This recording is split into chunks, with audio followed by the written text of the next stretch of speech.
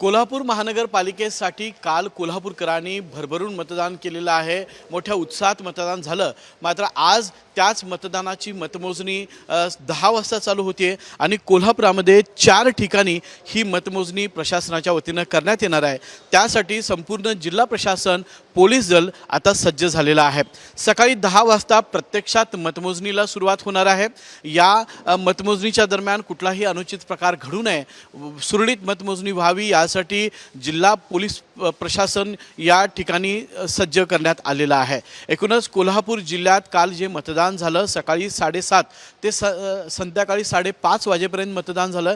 यामध्ये 66% मतदान कोल्हापुरात झालंय, तर इचलकरंजीमध्ये तब्बल 70% मतदान झाल्याचं आपल्याला पाहायला मिळत आहे।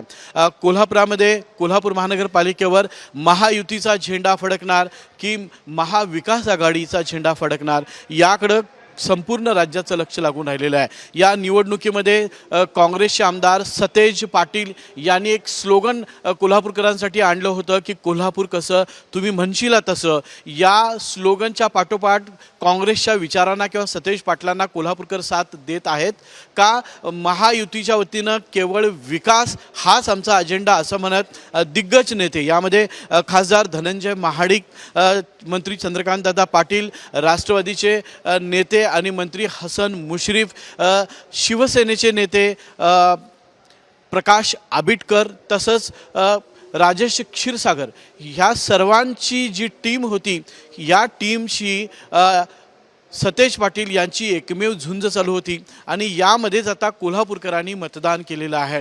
हे मतदान कोणाच्या पत्त्यावर पडतं आणि कोणाचा विजय होतो याकडे संपूर्ण राज्याचं लक्ष लागलं आहे।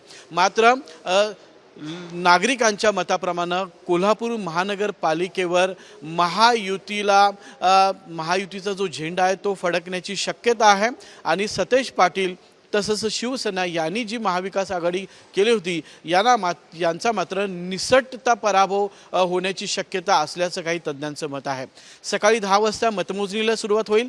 11 ते 11:30 पर्यंत पूर्ण निकाल स्पष्ट होईल।